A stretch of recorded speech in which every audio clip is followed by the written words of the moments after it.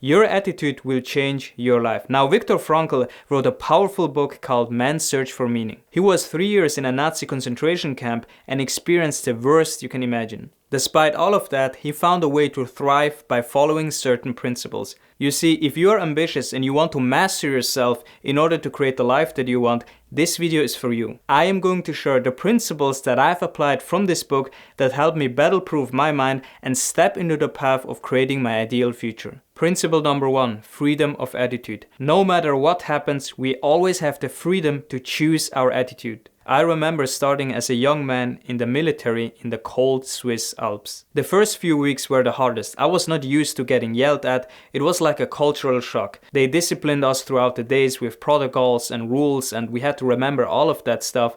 And on top of that, it was freezing cold. Some days it was minus 10 degrees and we had to do stuff on the floor in the snow. And I remember thinking about quitting the military and doing something else. So in that case, I could either feel sorry for myself and complain about everything, or I could choose to change my attitude in order to sustain that painful experience and then come out as someone who has done the military.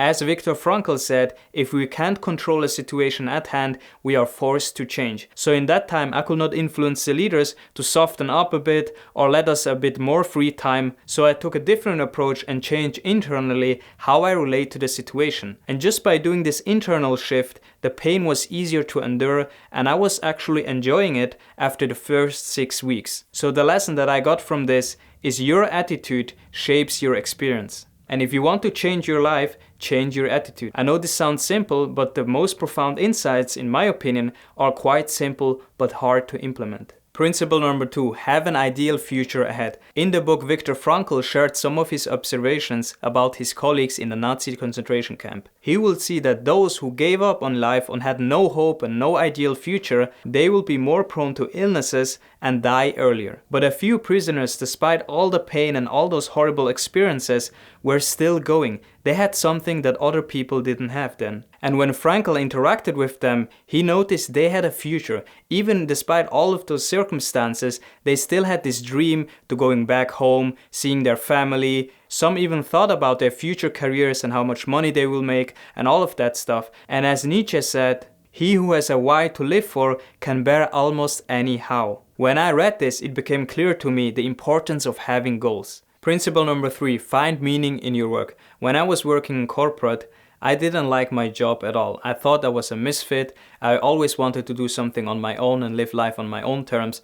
And although I had a pretty good job, I was sometimes not seeing the value of it. So I didn't find a lot of meaning until I flipped it, because I knew that in my future I want to become an entrepreneur and help people and really live life on my own terms. What this means is at that time I was working in a sales job, and sales is one of the highest paid profession and very important if you want to create a business. And after realizing this, my corporate job had a whole different meaning. I still had my ideal future of transitioning out, which I did, but I had a complete different relation to my day-to-day job. And for me it was easier to have patience because I knew on my job I would learn skills that were necessary for the future. So a lot of people don't find meaning in their work, especially if you're ambitious and you want to start something on your own, which you do probably if you're watching my channel, because I talk to those people. I know some of you guys are in a 9-to-5 job or in a corporate job that you hate, and you probably want to transition as fast as possible. You have something maybe on your side, or maybe you don't have enough funds, so you are stuck in this situation. Instead of being frustrated every day at work, change your relation to your job.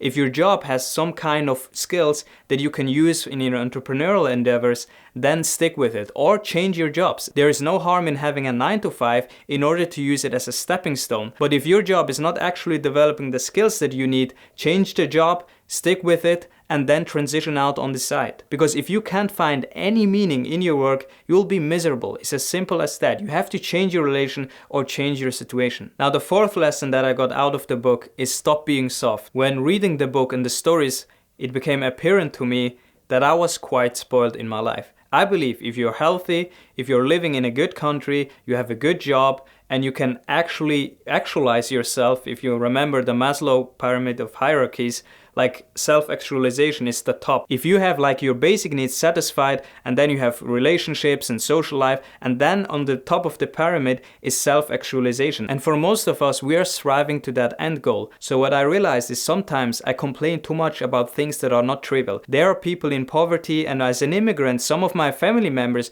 don't have the lifestyle that we have right now here. So I think in this Western culture, we have a sense of entitlement, especially for the young generation, and I see this influencing some of my habits too. So the way I see it and frame it for myself is I'm spoiled. I'm living in the West, I'm having a good career, I can work whenever I want, and that makes me appreciate the struggles that I'm going through in my life. Now, I'm not saying there are no struggles in your life. What I'm talking about are the little struggles, like procrastinating on certain things, or maybe my Starbucks coffee doesn't have like a double cream, and now I'm complaining to the waiter and so on. There is a powerful quote, "Weak men create hard times create strong men." Now, as we are talking about becoming stronger internally, you want to watch this video next, where I talk about the concept of shadow work that helped me profoundly shift my life.